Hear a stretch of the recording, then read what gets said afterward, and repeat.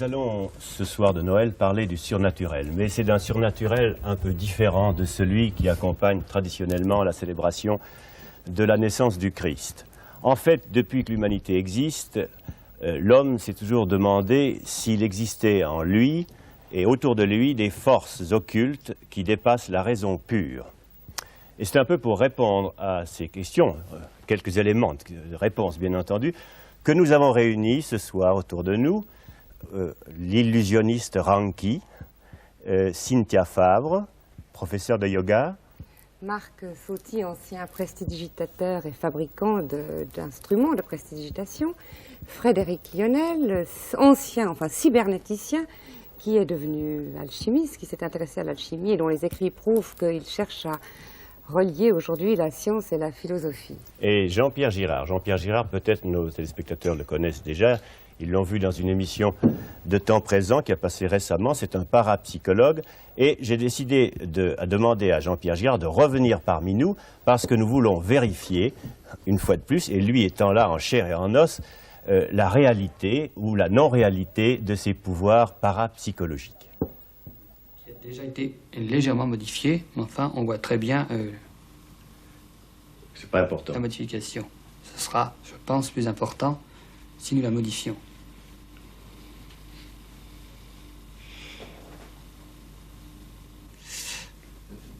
Si, là, ils sont en train de se modifier, là. Vous voyez ?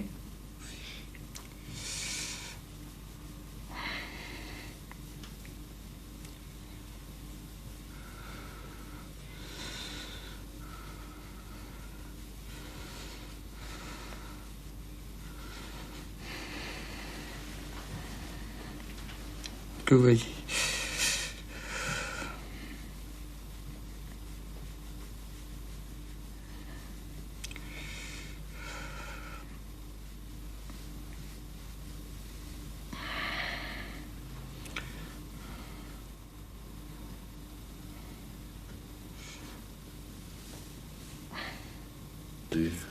Jean-Pierre Girard, vous allez essayer maintenant, tenter une expérience que vous n'avez encore jamais pratiquée. Et de quoi s'agit-il ? Il s'agit d'une expérience dans des tubes scellés, cachetés à la cire. Cette expérience en soi n'est pas originale. Ce qui est original, c'est ce qu'il y a à l'intérieur. À l'intérieur, nous avons une tige en plastique. Et les modifications de plastique actuellement n'ont pas été encore en psychokinèse, ont été filmées et n'ont pas été réalisées du tout. Je vais tenter de le faire. Peut-être cela sera-t-il un échec, peut-être cela sera-t-il très long.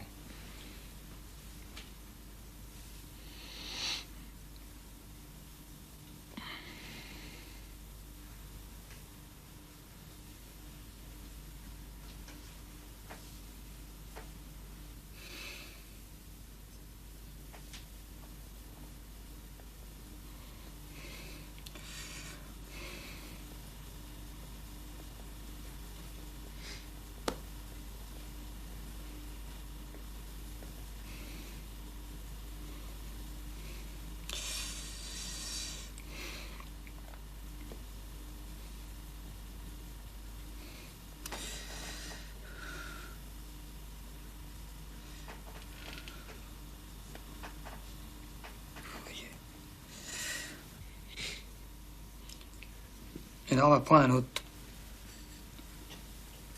Oh, bien. Il y a une différence, effectivement. En tout cas, je la vois depuis ma place. Je pense que la caméra la voit mieux. Eh bien, avant d'interroger Frédéric Lionel, d'une part, et Jean-Pierre Girard, d'autre part, sur ses pouvoirs, à l'origine de ses pouvoirs, j'aimerais savoir ce que chacun d'entre vous, vous, les amis que nous avons réunis ce soir, pensez de cette existence de force surnaturelle. Frédéric Lionel, pensez-vous que ce soit une chose possible? Eh bien, ne vivons-nous pas dans un monde magique? Une étoile n'a-t-elle pas guidé 3 mages vers Bethléem? Dieu ne prononça-t-il pas des paroles magiques lorsqu'il dit que la lumière soit et la lumière fut? Jésus n'a-t-il pas prononcé des paroles magiques lorsqu'il a dit « Si vous aviez la foi comme un grain de sénévé, vous diriez à la montagne de s'enlever, elle s'enlèverait ». alors pour moi, c'est l'évidence même que nous vivons dans un monde dans lequel des forces non encore reconnues par la science se manifestent. Est-ce que, monsieur Marc Sauty, vous avez la même idée? Oh, pas du tout. Oui, parce que nous avons ici, il faut le dire tout de suite, nous avons bien entendu mis des gens qui n'ont pas la même idée. Parce que nous avons un illusionniste qui est M. Ranki. M. Ranki ne croit qu'à son génie de manipulation. Pas forcément, pas forcément.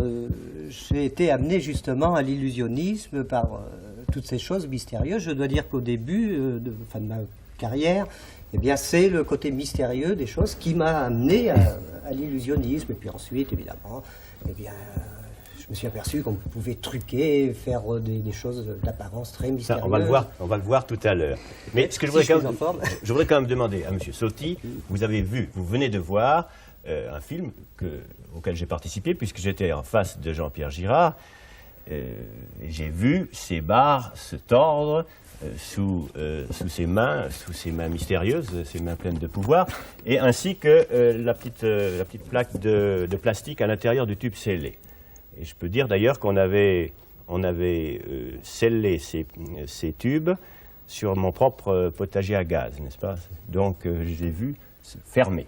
Alors qu'est-ce que vous croyez qui se passe? Je vais vous répondre une parole de Voltaire, bon, lequel avait dit « Pour croire au miracle, il ne suffit pas d'avoir vu, car on peut se tromper ».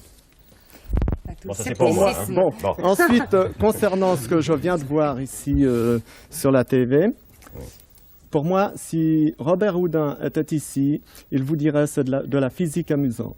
Qui c'est Robert Houdin? C'est un grand maître de la prestidigitation en France, qui est décédé il y a déjà assez longtemps. Et Cynthia Favre, on ne l'a pas entendu. Qu'en pense-t-elle? Moi, je pense que le pouvoir de la pensée s'expérimente tous les jours.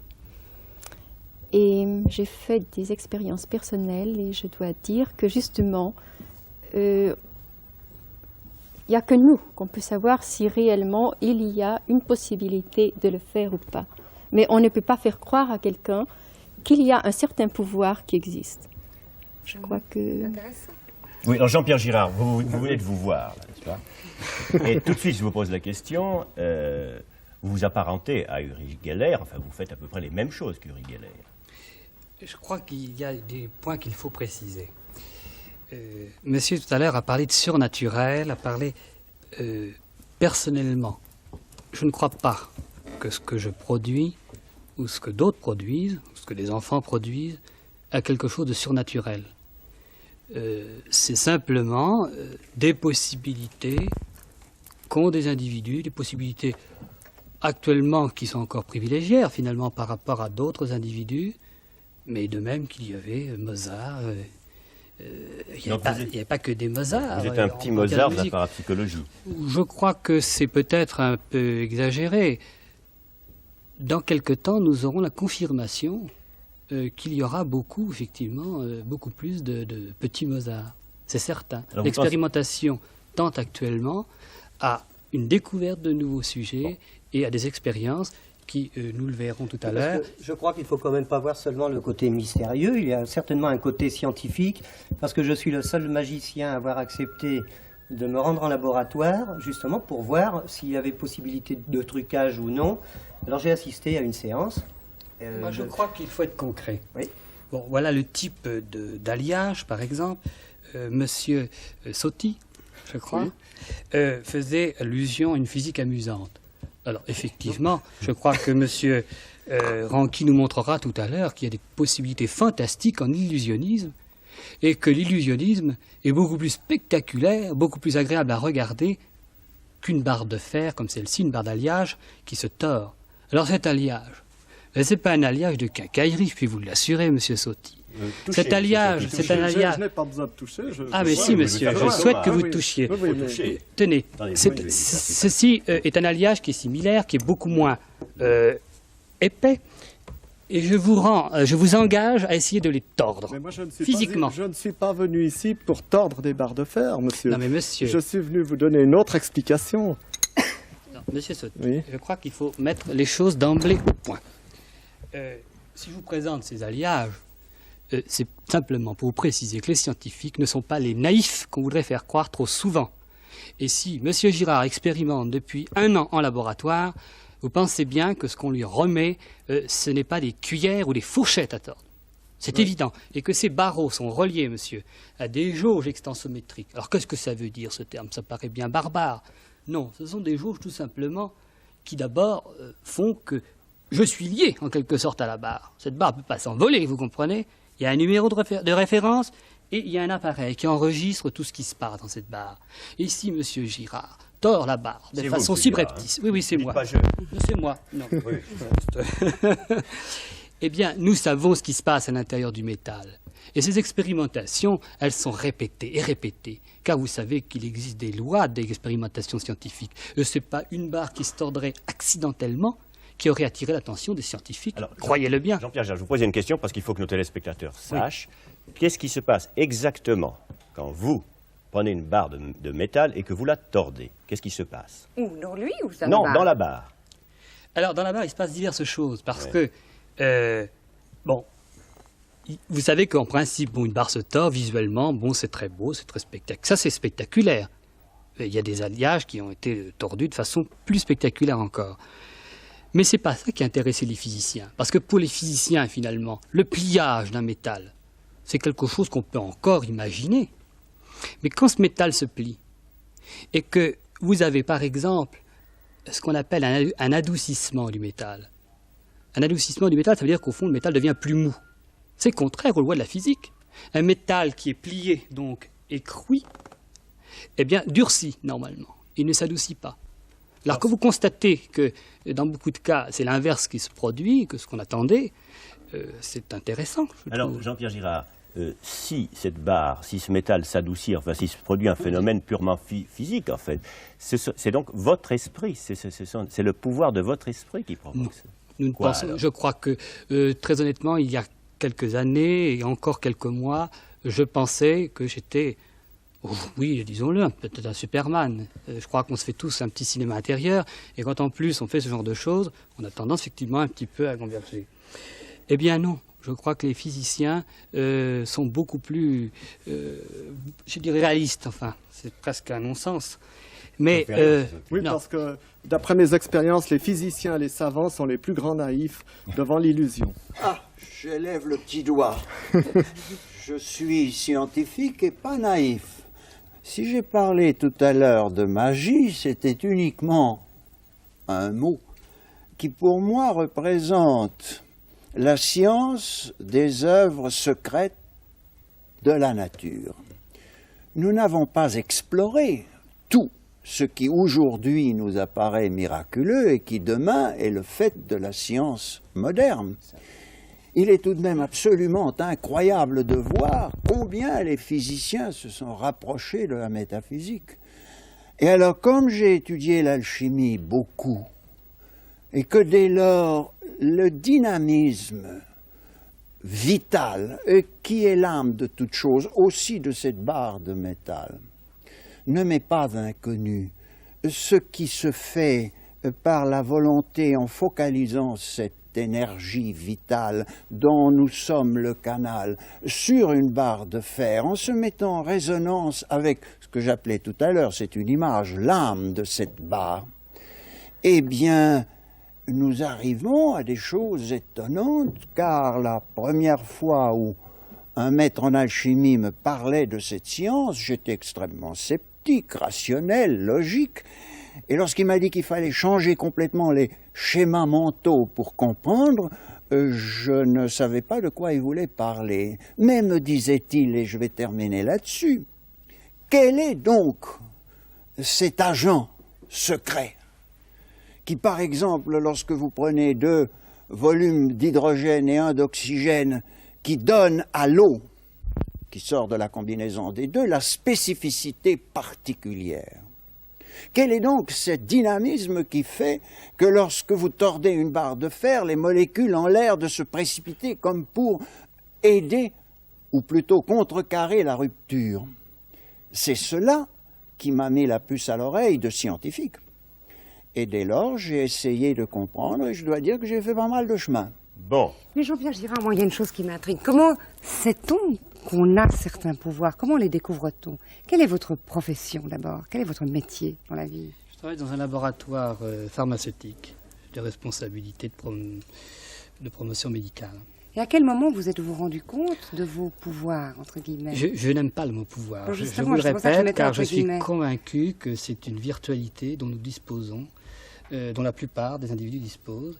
Et beaucoup de personnes, nous le savons lorsque nous faisons des expériences, parce que c'est là que c'est intéressant, au niveau expérimental. Je reviendrai souvent dans mes propos, parce que M. Sotti, je crois, a deviné un petit peu ces réticences, et elles sont fondées depuis tellement longtemps. Depuis tellement longtemps, les études qui ont été faites à ce sujet ont été faites de façon tellement cavalière qu'il y a matière à critique, c'est vrai. Bon, on reviendra à cette question parce qu'on va quand même Oui. donner à M. Sotti des raisons de triompher pendant quelques instants.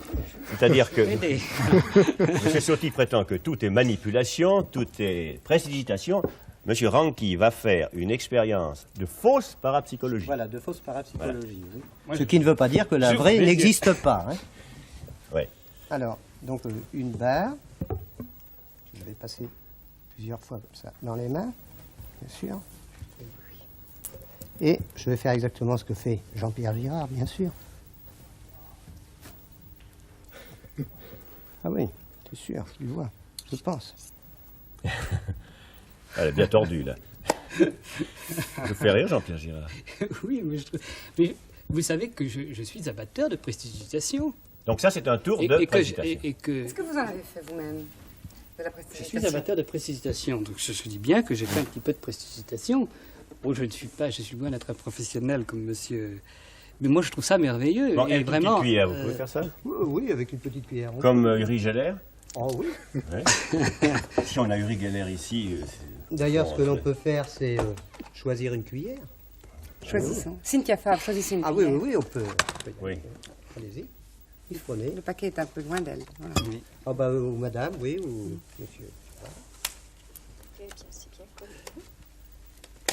ah oui, là, c'est Il y a vraiment. combien de Avec temps, votre Jean-Pierre petite Girard, que vous C'est vraiment une Voilà, cuillère oui, oui. vierge. Oui, bah justement.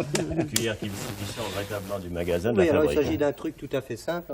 Alors vous allez nous la tordre. Je vais essayer de la tordre simplement avec l'index ici, comme ceci. Voilà, regardez bien.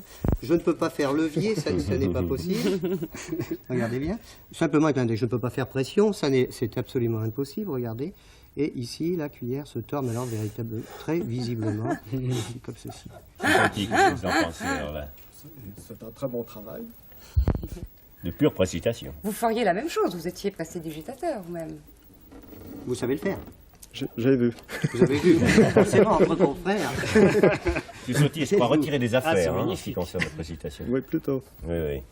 Bon, alors on vient de voir, moi je ne sais pas, il faudrait à ce moment-là que les téléspectateurs puissent nous dire s'ils ont eu la même impression en voyant le tour de précipitation de fausse parapsychologie qu'ils avaient eu l'impression de voir Uri Geller véritablement tordre des barres de fer par la simple force des esprits. Alors ça, il faudrait qu'ils nous disent. C'est-à-dire que moi, je peux vous dire que dans le cadre d'une émission un peu courte, je produis l'effet au bout de quelques secondes. Si j'avais fait un show genre Uri Geller, il est évident que j'aurais pris des mimiques, j'aurais fait beaucoup de cinéma, n'est-ce pas Mais alors, ça aurait passé beaucoup mieux d'un Jean- point de vue spectacle. Jean-Pierre Girard, Une démonstration technique. Uri Geller est-il un farceur ou un homme comme vous, véritablement doté de pouvoir? Écoutez, je crois que pour répondre à des questions comme celle-ci, il faut connaître bien les personnages. Uri Geller, je ne le connais pas très bien, mais très loyalement. Nous savons qu'Uri Geller truc. Et je crois que ce serait de la parfaite mauvaise foi de ma part, parce que j'ai étudié les dossiers complets. J'ai accès, oui, aux dossiers. J'ai accès à tous les travaux qui ont été faits avec Geller aussi, par les scientifiques en laboratoire. Alors je peux vous dire qu'il truc, oui, c'est vrai, fréquemment. Mais en laboratoire, notre ami Uri Geller a fait des choses qui ne sont pas du tout du domaine du trucage ou de l'illusionnisme. Ça, c'est certain. Notamment, il a fait des travaux qui viennent d'être publiés par l'US Navy. On ne peut pas qualifier ces gens-là de plaisantins. Je ne le crois pas. C'est pas du show business. Eh bien, sur un alliage d'un type très spécial, Uri Geller a produit un effet qui qui défie actuellement les lois de la physique classique. Alors moi, je ne suis pas scientifique pour vous expliquer ce qui s'est passé. Mais lisez l'ouvrage qui vient de paraître, qui est en anglais, de Charles Panatti, Geller's Paper, qui est une compilation des travaux. Et non pas des spectacles qu'il a produits, c'est moins intéressant. Mais en vous soumettant à ces expériences en laboratoire, comme vous l'avez fait récemment d'ailleurs sous l'œil vigilant de Randke, qui a témoigné que vous n'aviez fait appel à aucune manipulation, vous voulez prouver quoi? Pourquoi faites-vous ça? Alors moi je vais vous dire, je ne veux rien prouver du tout. Car, non, je ne veux rien prouver, croyez-moi bien, ça fait 14 ans que je fais ces expériences. Alors vous savez, si j'avais voulu ou faire du spectacle, ou prouver quelque chose, j'aurais commencé un peu plus tôt, à un âge où on est plus enclin à aimer certains artifices. Non, c'est une démarche vraiment de travail j'allais dire dans l'anonymat, ça va l'être moins maintenant, mais dans l'anonymat des laboratoires, je dis que l'anonymat va être un peu moins évident parce que les scientifiques vont prendre la responsabilité et publier des travaux. Et qu'est-ce qu'ils vont publier? Qu'ils vont publier des cuillères ou des fourchettes qui se tordent. Non, c'est des choses beaucoup plus structurées, beaucoup plus intéressantes, qui sont les fruits.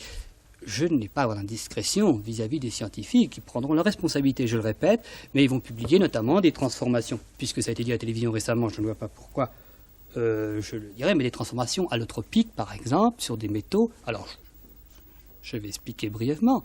C'est un métal qui, dans un tube scellé, apporté au dernier moment à l'expérimentateur, eh bien, a eu des propriétés magnétiques localisées. C'est-à-dire, s'il y a des scientifiques, bref, c'est une transformation martensitique sans déformation. Et alors, je peux vous assurer, quand les physiciens voient ça en laboratoire, ils ne pensent plus au truc et ils ne pensent plus du tout à faire appel, comme ils l'ont fait, à notre ami Randke. Parce que ce sont des phénomènes qui ne sont pas encore expliqués, mais qui seront expliqués prochainement. Qui n'ont rien à voir Seulement avec quand vous parlez prochainement, oui. Oui, mais vous parlez toujours des scientifiques. Mais ces scientifiques, nous ne les voyons pas, ils ne peuvent pas s'exprimer. Vous parlez d'expériences de laboratoire. Si moi je vous parle d'expériences dans mes laboratoires, vous ne les voyez pas. Toutes ces expériences, on ne peut jamais les contrôler efficacement. Si nous pouvions prendre une dizaine d'illusionnistes, mais des professionnels, des anciens, mais ils ont toujours refusé de venir. Ah, alors ça, je ne sais pas. Ayant peur que Girard ou un autre... Ça, alors, c'est pas ce que je sais. Monsieur Sauty, je crois qu'il faut crever l'abcès parce que finalement... Il n'y a pas d'abcès. Si. Moi, je prétends qu'il y a un abcès. Et il faut toujours le crever. C'est important, la position d'illusionniste. Et là, oui, il faut le répéter, je ne fais pas une publicité pour M. Randke. Je ne fais pas une publicité pour M. Randke, mais c'est le seul qui a accepté vraiment de venir en laboratoire sur une invitation dont je suis l'auteur depuis plusieurs mois avec les scientifiques avec lesquels je travaille. J'ai dit à tous les illusionnistes, nous avons fait une lettre circulaire à l'Ordre des illusionnistes de France, au club Jacques Detel, enfin tous les ordres des illusionnistes qui existent, pour qu'ils viennent s'assurer que les protocoles de travaux ne souffraient pas la critique. Personne n'est venu. Personne n'est venu, sauf M. Randke. Alors moi, je n'ai pas entendu le même son de cloche. Monsieur, nous avons les preuves écrites de cela. Alors oui, il y a aussi un point à souligner. Il y a eu un congrès des illusionnistes récemment à Lyon. Vous y étiez peut-être, Monsieur Sauty. Non. C'est un congrès international. Il y avait des Anglais, des Américains, etc. Enfin, tout le gratin, disons, des illusionnistes. Bon, je me suis proposé depuis le mois de mars à venir devant ce symposium distingué, faire des expériences, tenter de faire des expériences de parapsychologie. Car nous ne savons jamais si elles marchent ou si nous ne évidemment. savons pas, monsieur. Évidemment. Mais monsieur, si ça marchait sur commande, ce genre de phénomène, je peux vous assurer qu'il y a belle lurette qu'il y aurait une chaire de parapsychologie à la Sorbonne. Monsieur Randke, on va profiter de votre présence quand même pour nous donner un petit entracte, n'est-ce pas? Voilà, parce qu'on vole très haut et peut-être qu'on aurait envie de vous voir faire un ou deux tours d'illusionnisme. Bien. Alors allez-y. Eh bien, je vais vous faire un tour qui paraît vraiment très mystérieux et que l'on exécute à partir d'une petite planche. Je vais poser là. Alors, on peut faire une multitude de tours avec cette petite planche, mais alors regardez bien. Ici, je vous présente un jeu bleu. Je ne sais pas si on le voit bien. Comme ceci. Je coupe le jeu. Je le pose ici. J'ai un jeu rouge. Voilà. Normal. Et alors on prend une carte, n'importe laquelle, la première qui vient par exemple. Et alors regardez ce que je fais. Cette petite planche, il s'agit du roi de carreau. Je pose le roi de carreau sur cette planche. J'ai ici une seconde planche et je vais emprisonner tout simplement la carte entre les deux planchettes, comme ceci. Et regardez bien, je pose mes deux planchettes avec le roi de carreau sur le jeu bleu. Je frotte, comme ceci. Et la carte passe à travers la matière. On peut donner les deux planchettes à examiner. Et on retrouve la carte rouge, normalement, oui, ici, dans le jeu bleu. Le roi de carreau. Ouais. Donc, Est-ce que vous avez un autre tour encore? Ça, c'est magnifique. Voilà, c'est autre chose. C'est une propriété de la matière tout à fait mystérieuse. Voilà, c'est ça, j'ai ramené ça de la planète Mars. Ah, très bien. Tu croyais que c'était Vénus? Non, non, c'est Mars, voyez-vous. Bon, Monsieur Sotti, vous regardez votre collègue travailler. Vous êtes sorti de la profession. Enfin, ça vous a donné du bonheur d'être, au cours de votre vie, prestidigitateur, illusionniste. Oh oui, beaucoup. Il semble que ça a accru en vous le scepticisme. Pourquoi êtes-vous si sceptique? Disons que je ne suis pas directement sceptique. Au cours de ma carrière, je n'ai jamais pu contrôler ou avoir une preuve qu'il y a des phénomènes paranormaux, parapsychiques, etc. Je dois vous dire que j'ai commencé la prestidigitation à l'âge de 11 ans et qu'à l'âge de 16 ans, je me suis intéressé aux sciences psychiques, occultisme. J'ai pratiqué l'hypnotisme, le magnétisme. J'ai étudié les lignes de la main, l'astrologie. À l'époque, quand je voulais faire un thème astral, je faisais toute la calculation à la main, sans machine à calculer. Je passais tout mon dimanche, seulement pour placer les planètes. Vous êtes un homme complet. Voilà. Ensuite, j'ai assisté à des séances de spiritisme à Genève. Je vous citerai même la rue Calvin, entre autres. Et, comme mon père était marchand et fabricant d'appareils, ainsi qu'éditeur, dans le domaine de la prestidigitation et de l'illusion, j'ai côtoyé des quantités d'artistes internationaux et également des gens du monde psychique. Comme Monsieur Jean-Pierre Girard. Non, non, des gens qui sont dans les études psychiques directement. Comme Monsieur Frédéric Lionel. Sauf que je ne me réfère pas à l'alchimie qui est périmée depuis longtemps. La science nucléaire l'a dépassée. Et top. Est-ce que vous pensez que l'alchimie est dépassée par la science nucléaire, Frédéric Lionel? Elle est confirmée par la science nucléaire. Est-ce que le scientifique nucléaire ne parle pas que la source cosmique, je cite mes auteurs, ressemble à des thèmes programmés qui engendrent l'espace-temps? C'est un langage pour le moins aussi abstrait que celui de l'alchimie, mais attention, l'alchimie telle qu'on se l'imagine, l'alchimie médiévale, n'est pas celle dont je parle. Je parle d'une tradition qui nous met en mémoire ce dynamisme vivant qui jadis fut appelé rythme, ce rythme qui meuble les espaces, qui fait battre notre cœur, qui nous rattache à l'univers tout entier, qui, par ce fait, est la clé phénoménale de tout ce qui se passe dans notre monde physique. Oui. Dès lors, c'est sur ces clés qu'il s'agit d'agir, et c'est là l'alchimie, non pas celle qui veut transmuer le plomb en or. Oui. Il y avait encore une chose que je voulais demander à M. Sotti. C'est extraordinaire ce que nous sommes séparés. Enfin, il y a véritablement des abîmes entre nous. Monsieur Sotti, vous m'avez dit quelles étaient les personnes les plus difficiles à illusionner. Et c'est étonnant. Vous allez l'entendre qui? Ce sont les enfants et les paysans. Parce que ces personnes ne cherchent pas les complications, voient les choses naturelles. Si vous prenez un savant ou un scientifique ou un médecin, il cherchera tout de suite, honnêtement, une référence scientifique à ce que vous lui faites comme illusion. Alors que l'enfant, comme par exemple quand je faisais de la manipulation, bien les enfants me posaient certains problèmes parce qu'ils suivaient par exemple une boule de couleur. Dans mes manipulations, les enfants la suivaient. Ils allaient plus rapide que les adultes. Oui, parce que l'enfant n'est pas compliqué. Jean-Pierre Girard, est-ce que vous avez été élevé dans ce monde parapsychologique, entre guillemets, ou est-ce que vous l'avez découvert très tardivement? Je n'ai pas été élevé. Je crois que c'est au fil des années que certaines possibilités se sont confirmées. Et puis il y avait des certitudes intérieures, mais vraiment extrêmement profondes,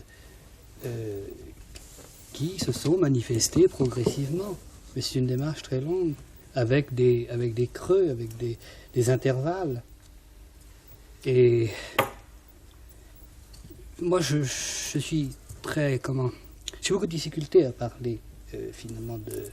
Mais tout à l'heure, pendant que Frédéric Lionel et Valérie s'entretenaient, vous aviez une discussion extrêmement vive avec M. Sotti. Sympathique, vous dites. Sympathique, mais vive. Et vous n'aviez pas de difficulté à parler. Est-ce que vous êtes Très irrité sympathique. par M. Sotti, de Mais son pas du tout. scepticisme? Mais non, pas du du tout. Il n'y a pas de raison. Et je comprends trop l'attitude de M. Sotti qui est parfaitement, mais justifiée dans une pipe, soyons objectifs, je le répète. Au cours des ans, par le passé, on a toujours repoussé la présence de M. Sotti ou de ses confrères.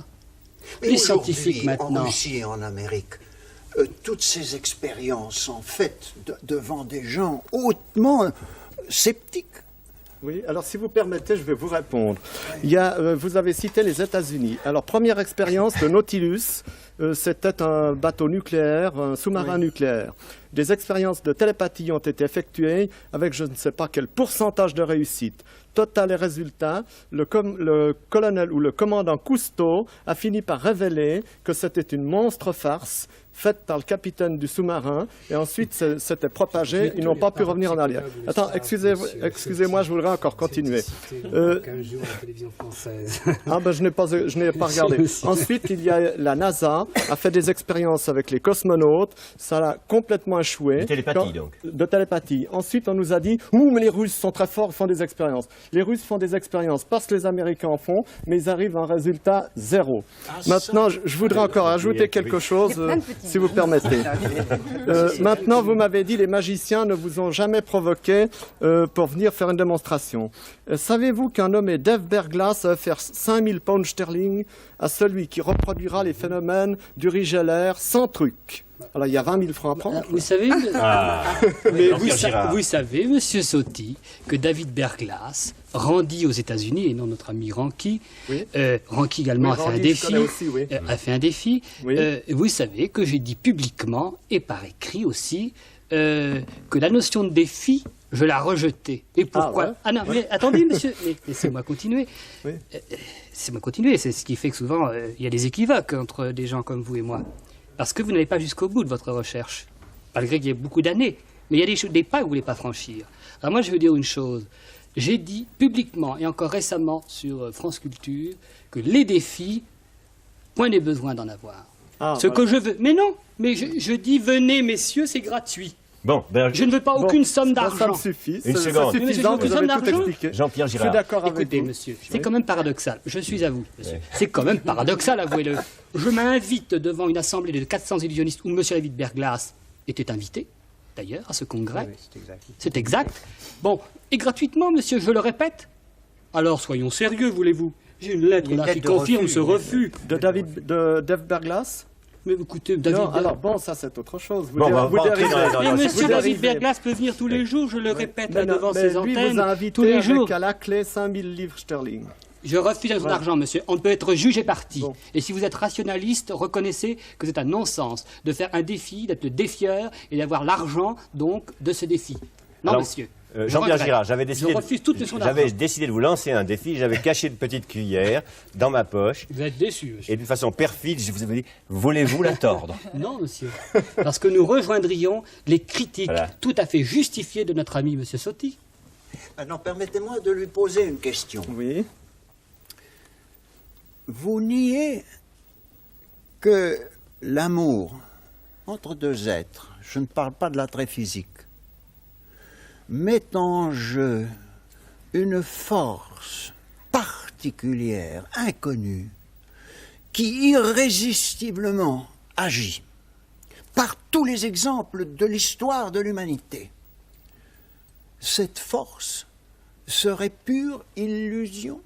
Pas du tout, c'est psychique. Un Alors, psychiatre vous l'expliquera. Pourquoi voulez-vous ne pas pouvoir, par des procédés que la science n'a pas encore reconnus, focaliser cette même force sur un autre plan et dès lors réaliser l'irréalisable, scientifiquement parlant, et le réalisable par le fait même qu'il est impossible aujourd'hui de nier des phénomènes de télékinésie tels qu'on les a en laboratoire, réalisés en Russie, en Amérique. Je les ai vus moi-même réalisés sous une cloche de plastique avec une boîte de cigarettes en carton, c'est-à-dire qui se prêtait absolument pas à une quelconque manipulation électromagnétique, puisque c'est un champ inconnu. Et encore une fois, la science aujourd'hui, qui se penche sur ces phénomènes, a son corps défendant. Et l'un de ces scientifiques m'a dit, je suis très embêté, je donnerais cher pour que ces phénomènes n'existent pas. Ben, ils existent, je suis bien obligé de le constater. Bon, moi je reste avec ma... Oui, j'en prie. Oui, je voulais encore dire une chose. Savez-vous qu'une fillette... Préparer l'émission, hein. Ah oui. Savez-vous qu'une fillette en Angleterre a introduit une cuillère dans un tube en verre, scellé le tube, contrôlé par des scientifiques, et qu'ils ont ressorti la cuillère courbée par télékinésie, et que cette fillette, tout simplement, connaissait le phénomène de la distorsion lenticulaire du verre. Oui, alors, il y a une chose très intéressante. On va parler tout à l'heure, parce que maintenant, Jean-Pierre Girard, on parlera de la petite fille de Berne, hein, tout à l'heure. Hein, bon, puisque c'est une histoire d'enfant, et ça coïncidera avec ce que vous venez de dire. Nous sommes mis comme des conspirateurs autour Oui, je d'une vois table ça, oui. ronde, Une table tournante, j'espère. avec l'idée qu'elle va la tête Elle va peut-être tourner, oui. Monsieur Sauty, vous avez fabriqué autrefois des tables. Il n'y a pas besoin de les fabriquer, il suffit de les faire tourner. Et vous saviez les faire tourner? Il suffit d'avoir des naïfs autour de la table. Alors, nous sommes Et naïfs. ça marche. Alors, nous sommes Bien, naïfs. voilà, ça se passe comme ça. Vous mettez vos mains chacun de cette Ouais. manière. Allons-y, allons-y. Et ensuite, vous éteignez la lumière. C'est là où ça Ah, marche plus avec la oui, télé. ça va être Et plus puis alors, il difficile, suffit hein. d'avoir la personne qui est à côté de vous. Il suffit que ce soit un ami. Vous avez une main libre et vous faites tourner la table. Moi, j'en ai même fait monter une sur le plafond avec deux demoiselles qui sont montées sur les fauteuils debout. J'ai eu un témoin qui était avec moi, monsieur Rouf, qui était avec moi, magicien.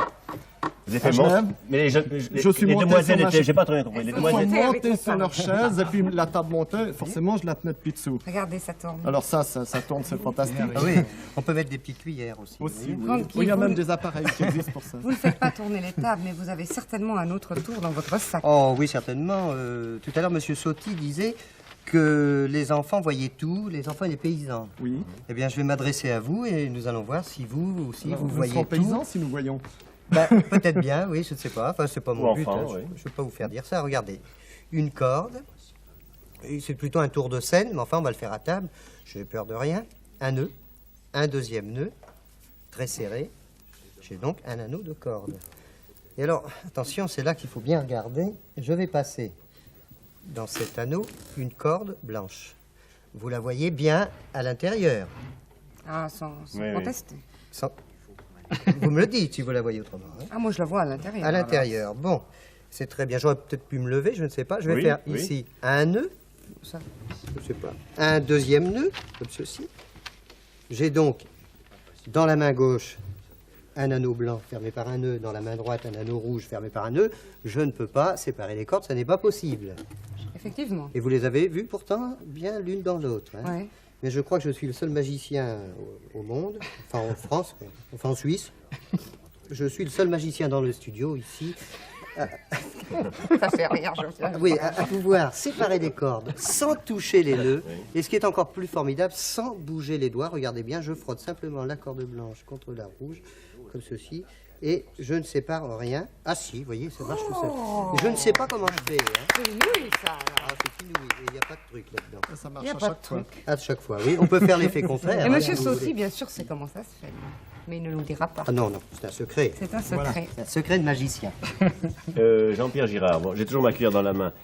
Expliquez-vous pourquoi, au fond, vous ne pouvez pas faire pas un tour de passe-passe, justement, un tour de parapsychologie. ici devant les lumières et devant tout le monde. Pourquoi? Mais je crois que ces phénomènes, si on veut essayer de tenter de donner une explication sensitive, Oui. on peut les comparer aux sentiments affectifs, aux sentiments un petit peu, disons, de la libido, pour prendre un terme un peu cher aux analystes. Et c'est un peu comme cela. Tout critère d'obligation temporelle, toute nécessité donc de faire le phénomène est en partie même très importante, inhibiteur du phénomène. C'est-à-dire que si on vous le demande, votre pouvoir disparaît. Non, c'est pas aussi formel que cela, parce que les Vous l'avez scientifiques... fait la télévision française, je crois. Vous vous êtes livré à des expériences de la télévision française. qui ont été tournés après 3 heures. Après 3 heures. Ah bon? Il vous faut donc un long temps de préparation. Non, pas forcément. Je ne peux pas savoir combien de temps. Monsieur Ranqui a assisté à une expérience en laboratoire dans une ampoule scellée où il y avait Nous sommes restés 5 ou 6 heures. 5 ou 6 heures. Et il y a eu un effet d'ailleurs thermique, enfin pseudo-thermique. C'est-à-dire que les particules du métal avaient une ordonnance, comme s'il y avait eu une chaleur de 250 degrés pendant 10 secondes. Bon. Si vous nous faisiez encore un tour, Ranqui, je vois que vous avez encore des cartes. Faites mordu. Hein. Ah, moi j'adore ça. Je bien, pourrais je vais passer vous- ma soirée à vous regarder. Je vais vous le faire, à vous. D'accord. alors, hein. Vous allez choisir une carte, n'importe laquelle, ça n'a aucune importance. Vous allez la poser sur le jeu. Je peux la regarder? Ah oui, il faut la regarder, vous la montrer même. La montrer, oui. Moi, je ne veux pas la voir, bien sûr. Vous l'avez pas vu, non? Non, je ne l'ai pas vue. Non, non. Ça, De toute façon, vous savez, je suis menteur, on a les yeux en coin. Les magiciens, Vous la posez là, et je vais battre le jeu. Et vous? Pas de problème, je bats le jeu, comme ceci. Ah oui, oui. D'accord. Pas tout à fait. Bon. Eh bien, je vais essayer maintenant de retrouver la carte comme ça, hein, mais ça va être assez compliqué. Ah, je la vois. Ah oui, vous pouvez, oui. Vous pouvez. Attendez voir. Alors, je ne sais pas si les caméras voient. Enfin, ça n'a pas d'importance. Monsieur Sauty, vous connaissez le truc? Je ne pense pas. Vous la retrouvez pas, hein? Je vais la retrouver. Mais il est pas Sur un pépin. Ça, c'est vous Jean-Pierre savez- Girard. Vous ça, savez moi. que c'est des choses qui arrivent. Hein. Je pouvais faire des pépins. Des choses qui arrivent. Je le ferais volontiers. Oui, effectivement, je suis très ennuyé. Voilà, on prépare Alors, en attendant, non? Non, mais vous savez, je suis plein de ressources. Ah bon. Je vais prendre... c'est votre carte, ça, non? Non, Non, vous voyez, j'ai vraiment pas de chance. Alors c'est celle-ci. non, Non plus. Non, alors je suis obligé de prendre... C'est pas celle-là non plus? non. Je prends un accessoire qui a un pouvoir. Encore un pouvoir étonnant sur le monde, c'est-à-dire une pièce de monnaie. Ça, tout le monde sait que ça a un pouvoir extraordinaire et je vais simplement mettre la pièce de monnaie sur le jeu de cartes, comme ceci. C'est pas votre carte, ça. Non, non. Voilà, je pose le reste du jeu dessus. Ah, vous savez, nous sommes des gens très bizarres, voilà. Bravo, c'est juste. Il y a une pénétration de la pièce à travers le jeu et Ça, c'est matière, une Faut nous rassurer.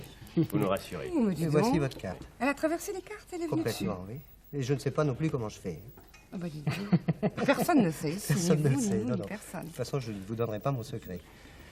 Tout à l'heure, on a parlé d'une chose, d'une petite fille, n'est-ce pas?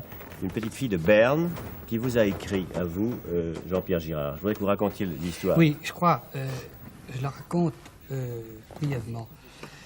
Cette petite fille est rentrée en correspondance avec moi lors d'une émission de radio que j'avais faite il y a quelque temps. Cette petite fille m'a écrit en me disant: moi, je fais des expériences comme cela, ça ne marche pas tout le temps, et je vais vous envoyer un des objets que j'ai modifié. Elle m'a envoyé une cuillère, pas une cuillère comme celle-ci, une très grosse cuillère, et qui n'était pas simplement pliée. J'ai toujours beaucoup de suspicions avec les cuillères, je dois le dire, parce que notre Oui, ami ça se Ranqui voit, ça se voit. a prouvé, non, mais a prouvé qu'on peut vraiment truquer avec une cuillère de façon. De plus, c'était un envoi postal, donc je n'ai pas assisté à l'expérience. Cette cuillère a été pliée d'une façon très bizarroïde. Et ce qui est intéressant, c'est que, comme je travaille, je vous l'ai dit, dans des laboratoires de métallurgie, nous l'avons fait examiner, cette cuillère, dans des laboratoires spécialisés. Et on a vu des choses étonnantes au niveau de la structure, enfin, c'est une structure particulière au niveau du pliage. Alors, il est bon de noter quand même que cette petite fille n'est pas là aujourd'hui. Je lui ai téléphoné. Et c'est la preuve. Non, je vais vous expliquer. J'ai Oui. téléphoné pour qu'elle vienne. J'ai eu sa mère qui parle français alors que la petite fille ne parle pas français. Et sa mère m'a dit que si ça n'avait pas été le soir de Noël qu'elle passe, enfin le 25 décembre, qu'elle passe avec toute sa famille, elle serait descendue avec sa petite fille, mais que sa petite fille ne pouvait pas s'exprimer en français et que de toute manière, elle craignait que la télévision ne l'intimide un peu. Mais elle m'a parlé de vous et elle aurait aimé venir. Elle m'a dit qu'elle regardait l'émission maintenant avec sa famille et qu'elle espérait bien pouvoir vous rencontrer une autre fois. Donc, selon vous, Jean-Pierre Girard, cette petite fille a des pouvoirs absolument naturels et paranormaux. Alors écoutez, je ne peux pas m'avancer puisque je n'ai pas assisté à l'expérience de cette petite fille. Ce que j'ai fait très honnêtement, de suite, c'est porter cette cuillère en laboratoire. Alors, vous savez, quand on me dit, bon, il y a un pliage et au niveau du pliage, il y a quelque chose de physiquement anormal, eh bien écoutez, je ne dis pas que c'est une certitude, mais je parle de présomption forte. Vous savez que la Suisse est une terre d'élection pour la parapsychologie. Il est bon de préciser que vous avez un autre sujet en Suisse, alors qui est parfaitement connu et qui est étudié par le professeur Binder de l'université de Fribourg en Brisgau, et ce sujet s'appelle Silvio. Et Silvio fait également des phénomènes donc, de psychokinèse qui sont étonnants, et notamment, il a réalisé un très original, c'est qu'il ressoude les objets. Il les ressoude. C'est-à-dire qu'une cuillère, par exemple, qui est pliée, il la ressoude. Eh bien, la prochaine fois, parce que ce domaine est absolument gigantesque, on pourrait rester 3 heures ensemble. Je pense qu'on n'a convaincu personne et que les convaincus sont toujours aussi convaincus. Monsieur Surti, vous n'êtes pas convaincu? Oh, pas du tout. C'est parfait. Mais nous sommes obligés de nous quitter, je crois. On espère en tous les cas que si on n'a pas convaincu les gens, on les a néanmoins intéressés et qui se sont étonnés peut-être de certains propos. Alors traditionnellement, nous leur disons, devinez qui viendra demain soir.